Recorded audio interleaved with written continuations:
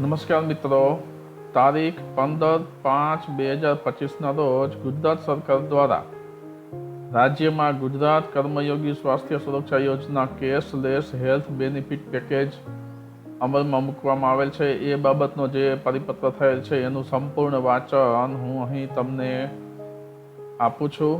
ચાલો જોઈએ. આરોગ્ય અને પરિવાર કલ્યાણ વિભાગ, સચિવાલય, ગાંધીનગર, તારીખ 15/5/2025 પંચાણે લીધા એક આ વિભાગના તારીખ 24/8/2015ના ઠરાવથી જાહેર કરેલ ગુજરાત રાજ્ય સેવા તબીબી સારવાર નિયમો 2015. પછી બીજું છે આ વિભાગનો તારીખ 8/3/2016નો ઠરાવ ક્રમાંક MAG 10-20-15-601 1 એ રીતે બીજો, ત્રીજો અને ચોથો આ 5 ઠરાવ છે એ આ પ્રમાણે આપેલા છે. હવે આપણે આગળ વધારે માહિતી વાંચી. સૌપ્રથમ પ્રસ્તાવના આપવામાં આવેલ છે. રાજ્ય સરકારના અધિકારીઓ, કર્મચારીઓ, પેન્શનરો, નિવૃત્ત ઓલ ઇન્ડિયા સર્વિસીસ AISના અધિકારીઓ તથા આ તમામના આશ્રિત કુટુંબીજનોએ મેળવેલ તબીબી સારવારનો ખર્ચ મંજૂર કરવા માટે ગુજરાત રાજ્ય સેવા તબીબી સારવાર નિયમો 2015 અમલમાં છે.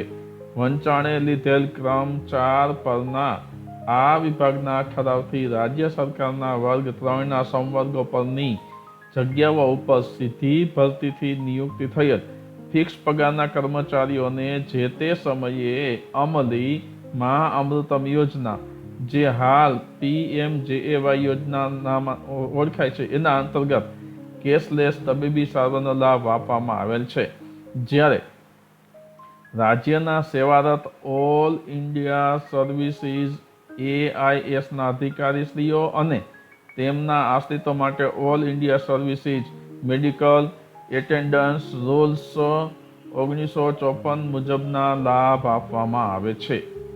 આમ હાલની વ્યવસ્થા મુજબ રાજ્ય સરકારના ફિક્સ પેના કર્મચારીઓને PMJAY અન્વયે આવરી લઈ કેશલેસ તબીબી સારવારનો લાભ આપવામાં આવી રહેલ છે.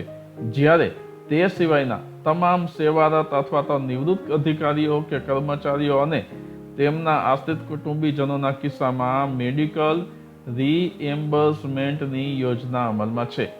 વહીવટી સુધારણાના ભાગરૂપે મેડિકલ રીએમ્બર્સમેન્ટની પ્રક્રિયામાં સુધારો કરીને તેમની જગ્યાએ PMJAY અંતર્ગત કેશલેસ પ્રકારની માળખાકીય વ્યવસ્થા ઉપયોગમાં લઈ AISના અધિકારીઓ તથા પેન્શનરો અને રાજ્ય સરકારના અધિકારીઓ, કર્મચારીઓ, પેન્શનરો તથા આ તમામના આશ્રિત કુટુંબીજનો માટે PMJAYના લાભાર્થી તરીકેની કેટેગરી ઉમેરીને તેઓને AB PMJAY MAA યોજના હેઠળ કેશલેસ તબીબી સારવારનો લાભ આપવાની બાબત સરકારશ્રીની વિચારણા હેઠળ હતી. કાળજીપૂર્વકની વિચારણાને અંતે પ્રસ્તુત બાબતે નીચે મુજબ આથી ઠરાવવામાં આવે છે. હવે આપણને ઠરાવ આપવામાં આવેલો છે. એમાં પ્રથમ છે, ગુજરાત રાજ્યમાં ફરજ બજાવતા ઓલ ઇન્ડિયા સર્વિસીસ AISના અધિકારીઓ તથા પેન્શનરો, રાજ્ય સરકારના અધિકારીઓ, કર્મચારીઓ, પેન્શનરો તથા આ તમામના આશ્રિત કુટુંબીજનોને AB PMJAY MAA યોજના હેઠળ કેશલેસ તબીબી સારવારનો લાભ મળવા પાત્ર થશે. ત્યારબાદ બીજું, આ યોજના ગુજરાત કર્મયોગી સ્વાસ્થ્ય સુરક્ષા યોજના કેશલેસ હેલ્થ બેનિફિટ પેકેજ તરીકે ઓળખાશે. ત્રીજું, પ્રવર્તમાન ગુજરાત રાજ્ય સેવા તબીબી સારવાર નિયમો 2015 અને તેમના આનુષાંગિક ઠરાવોથી નિયત થયેલ જોગવાઈ મુજબની PMJAY એમ્પેનલ્ડ હોસ્પિટલ ખાતે AB PMJAY MAA અંતર્ગતના પેકેજ અનુસાર થયેલ રોગોની તબીબી સારવાર કેશલેસ મળવાપાત્ર થશે. અન્ય સંજોગો માટે રાજ્ય સરકારના કર્મચારીઓ, અધિકારીઓ, પેન્શનરો તથા તેમના આશ્રિત કુટુંબીજનો માટે હાલના ગુજરાત રાજ્ય સેવા તબીબી સારવાર નિયમો 2015 તથા તેને આનુષંગિક ઠરાવ અનુસાર અને AISના અધિકારીઓ માટે all India services medical attendance rules 1954 અનુસાર મેડિકલ રીએમ્બર્સમેન્ટ મળવા પાત્ર રહેશે. ચોથું છે સદર યોજના હેઠળ બહારના દર્દી એટલે કે OPD તથા OPD અંતર્ગતની સારવારનો લાભ સમાવેશ થશે નહીં. આ યોજનાનો લાભ મેળવવા માટે ઓલ ઇન્ડિયા સર્વિસીસના અધિકારીઓ અને હાલમાં ગુજરાત રાજ્ય સેવા તબીબી સારવાર નિયમો 2015નો લાભ મેળવતા હોય સેવારત અને પેન્શનર તેઓએ ABPMGAY માં કાર્ડ મેળવવાનું રહેશે. આ માટે જી સિરીઝનું કાર્ડ ફાળવવા અને આ કાર્ડ અંગેની તમામ આનુષંગિક કાર્યવાહી રાજ્યમાં ABPMGAY માં યોજનાના અમલીકરણ માટે રચાયેલ નોડલ એજન્સી SHA એટલે કે સ્ટેટ હેલ્થ એજન્સી દ્વારા કરવાની રહેશે.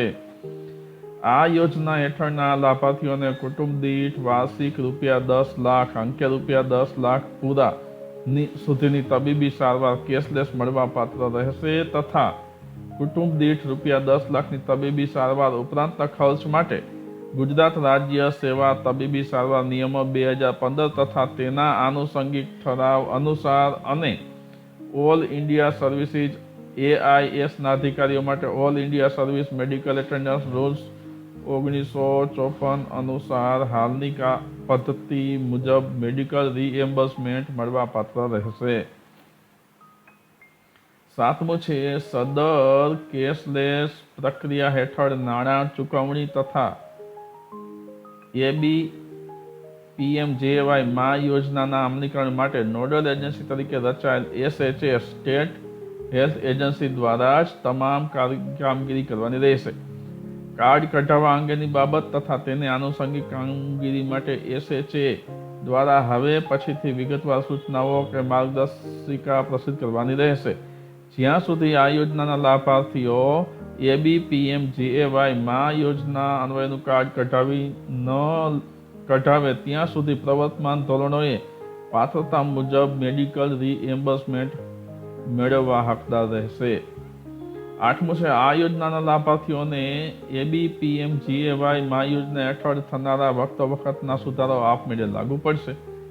નવમું છે આ યોજનાના લાભાર્થી તથા તેના આશ્રિત કુટુંબીજનો દ્વારા ગંભીર કે અસાધારણ રોગની તબીબી સારવાર કરાવવામાં આવે તો અને જો આવી તબીબી સારવારની પ્રોસિજર ABPMGAY માં યોજનામાં ઉપલબ્ધ ન હોય તેવા સંજોગોમાં ગુજરાત રાજ્ય સેવા તબીબી સારવાર નિયમો 2015 તથા તેને આનુષંગિક ઠરાવ અનુસાર અથવા તો all India services medical attendance rules 1954 જે લાગુ પડે તે પ્રમાણે કાર્યવાહી કરવાની રહેશે તથા તે અન્વયે નિયમ અનુસાર મેડિકલ રીએમ્બર્સમેન્ટ મળવા પાત્ર રહેશે. 10મું છે આ યોજના ઠરાવ પ્રસિદ્ધ થયાની તારીખથી અમલમાં આવશે એટલે કે ઠરાવ પ્રસિદ્ધ થયા તારીખ પછી મેળવેલ તબીબી સારવારના કિસ્સામાં આ યોજનાનો લાભ મળવા પાત્ર થશે. એટલે ઠરાવ પ્રસિદ્ધ થયો છે 15/5/2025 થી એટલે એ 15/5/2025 થી જ આનો અમલ થઈ જશે. 11મું છે ગુજરાત રાજ્ય સેવા તબીબી સારવાર નિયમો 2015 અને તેને આનુષંગિક અન્ય ઠરાવો યથાવત રહેશે. 12મું છે આ ઠરાવ સરખા ક્રમાંકની ફાઇલ પર સામાન્ય વહીવટ વિભાગ, નાણાં વિભાગ તથા સરકારશ્રીની મંજૂરી અન્વયે બહાર પાડવામાં આવે છે. ગુજરાતના રાજ્યપાલશ્રીના હુકમથી અને તેમના નામે VB પઢારિયા, સંયુક્ત સચિવ, આરોગ્ય અને પરિવાર કલ્યાણ વિભાગ. અને કેને આ પરિપત્ર મોકલવામાં આવેલ છે એનું પણ અહીં તમને લિસ્ટ જોવા મળે છે.